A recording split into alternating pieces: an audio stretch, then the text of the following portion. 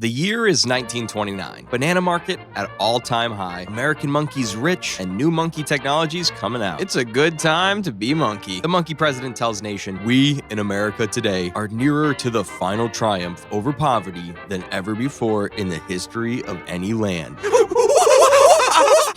Then, one day later, bananas go to zero. 12 million monkeys unemployed. Monkey factories shut down. World economic collapse? So how did this all happen? Let's go back to the beginning. But before we go back, first we have to go further back with the help of today's sponsor, MyHeritage DNA. Monkey often wonders, where does he come from? Who are his ancestors? Is he real or is he just drawn on Microsoft Paint? With the MyHeritage DNA test, Monkey can finally start to climb his own family tree, explore his geographic origin, and discover long-lost family members. So for only $27, Monkey gives it a try. The DNA test takes only 2 minutes, a simple swab inside the cheek. No, don't eat it. No, don't eat it. Let's try again. Then Monkey sends it back in the mail and done. After a few weeks, Monkey gets his results back. MyHeritage's DNA test will reveal an ethnicity estimate and DNA matches to previously unknown relatives. Because it covers more regions than any other test, Monkey can now see not only who his ancestors were, but also where they come from. Curious George, King Kong, Charles Darwin? Monkey also discovers thousands of distant relatives all over the world. All these monkeys share a small piece of DNA. Man, this year's family reunion is gonna be bananas. Okay, sorry. Use code PRIMATE for free shipping. But wait, there's more. MyHeritage is offering a bundle that includes the DNA test, a 30-day free trial, free shipping, and the Ancient Origins feature, so you can look really far back, plus so much more. All for the same price of $27. I mean, look, they're literally the same price. Just get the one with more stuff. Just click the link or scan the QR code. Get your DNA kit bundled today. And thanks to MyHeritage for sponsoring this video. 1918. The Monkey War to end all monkey wars. World War I is over. Wait, what do you mean World War I? Monkeys happy! Monkeys won! The US becomes strong monkey country, while European monkeys clean up. 4 million American monkey soldiers return home. But when monkeys get back, monkeys find most of their old jobs are gone. But unemployment's still low, around 1.4%, and the banana market is steady. 1919. Monkeys now transition from making military items to civilian goods. But monkey demand is much higher than monkey supply. Prices go up almost 20% in 1 year. Everyday goods like food, fuel, and housing suddenly cost more leaves. But monkey workers' wages stay the same. The demand is so high that more than 4 million monkeys, about 20% of American monkey workforce, go on strike from high workload and low pay. But even so, banana market starts to rise. Monkeys think economy will go up after war. Things have to get better, right? 1920. Unemployment rises to 6.9%.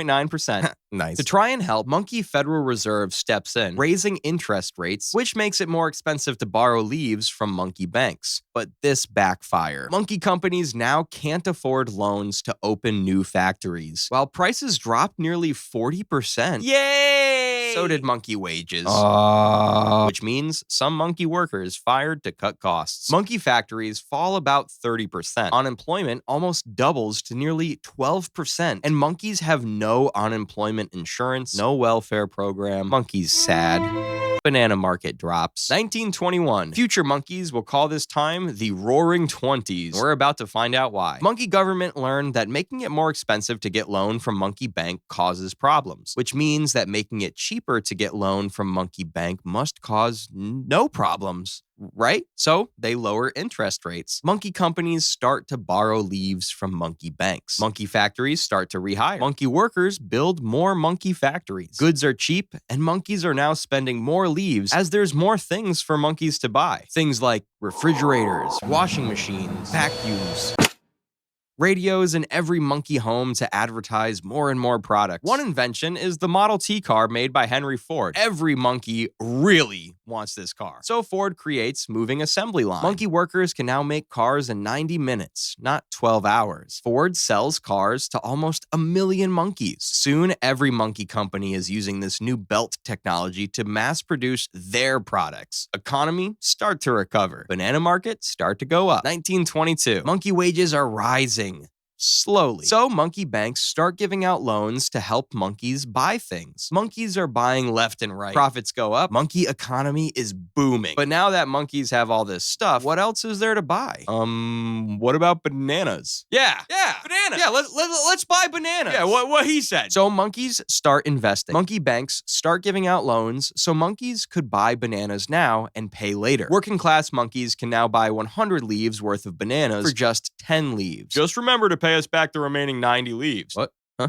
Oh, yeah, sure. I'm putting all of this in the bananas. It only ever goes up. Banana market goes up. 1923. Monkey factories break records for efficiency. Ford alone is selling millions of Model Ts. Oil, electricity, and steel industries increase. Monkey corporations start to make lots of leaves. Mass production make everyday goods cheap. Unemployment goes down to around 2 to 3%. Monkeys start to build new monkey suburbs. Monkey government keeps interest rates low. More monkeys, even monkey corporations, borrow leaves from monkey banks. Monkeys love the idea of buy now, pay later. But what about the debt? Monkeys across the country begin to think banana value will keep growing. Banana market goes up. 1924. Investing is becoming more common among working class monkeys, not just wealthy monkey elites. Monkey government lowers interest rates again, making it even cheaper for monkeys to take out loans. Monkey banks are now lending a lot with little supervision. You can invest, and you can invest, and you can invest. Hey, guys, is anyone worried that most of the money you've invested is in savings, but actually money you owe the bank? Shut up, nerd. Banana market goes up. 1925. Around 75% of monkeys' household goods are bought with loans. Isn't that kind of risky? Everything's fine. I know how money works. You don't even own 100% of your toaster. Monkeys even start investing in other things like real estate.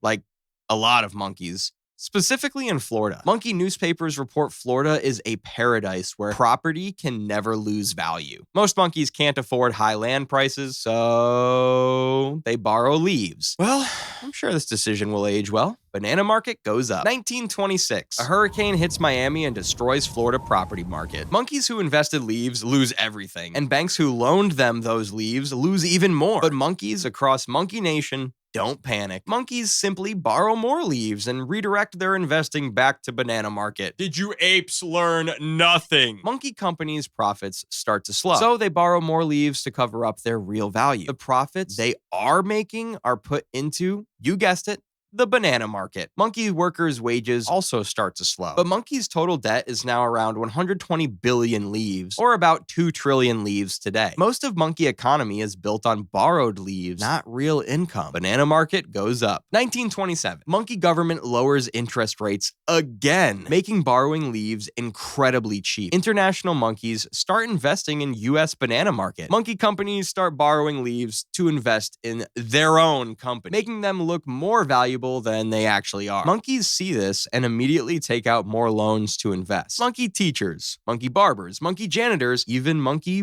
voice actors all had banana portfolios. Newspaper headlines read, "A new era of prosperity." Banana market goes up, like a lot. Over 30% in 1 year. 1928. Monkey government finally start to worry about all the monkeys borrowing leaves, so they raise interest rates. This'll stop them. It didn't. Many monkeys afraid of missing out before rates rise further, so monkeys scramble to borrow and invest more. Banana market go up 40% in 1 year. The monkey president tells Monkey Nation, "We in America today are nearer to the final triumph over poverty than ever before in the history of any land." Yay! I'm so excited for the future. I'm sure that statement will age well. 1929. Banana market is up 55% in 1 year. Every monkey's stock portfolio looks like a luscious green jungle. Unemployment is low at 3.2%. Monkeys across the nation believe bananas will go even higher. The monkey president addresses the nation again. "The business of America is business." Yay! Business! Yeah. Business. Look at that graph. That's an all-time high. Nothing bad's gonna happen. October 24th, 1929. Black Thursday. Hey, do you ever think the banana market could... I don't know. Go down? Go down? What do you mean go down? What did he say? Go down? Oh my God, is it gonna go down? Did he say the banana market will go down? The banana market's going down. What did he say? Did he say the banana market will go down? When? Did you guys hear the banana market's going down? Really? No, I need to sell. I have to sell. Let's all sell. Let's all sell. Let's all sell. Monkeys panic and start to sell, like a lot. 13 million bananas to be exact. The banana market falls 11% in one day. Guys, don't worry. That was just a one-off.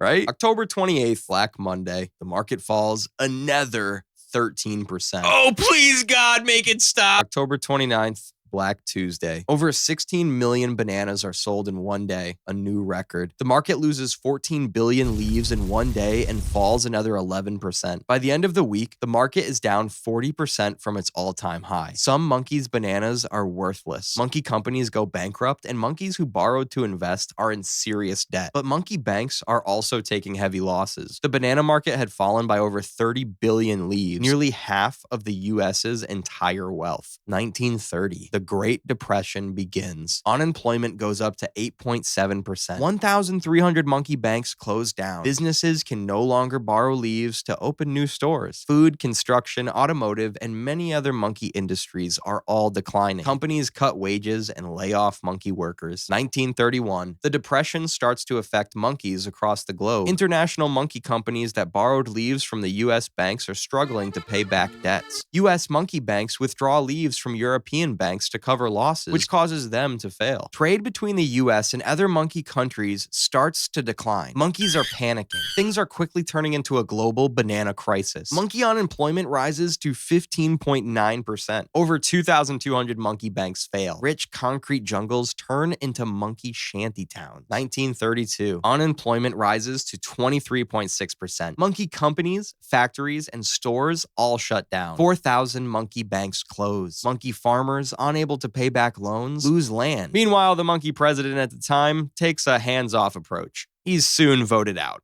1933. This was the worst year of the banana depression. Unemployment rises to 24.9%, the worst in U.S. history. 12.8 million monkeys. 1 in 4 monkeys have no job. Many monkeys are losing homes, farms, and savings as banks fail. There's no jobs, no leaves, and no bananas. Phew, that was crazy. Good thing it'll never happen again.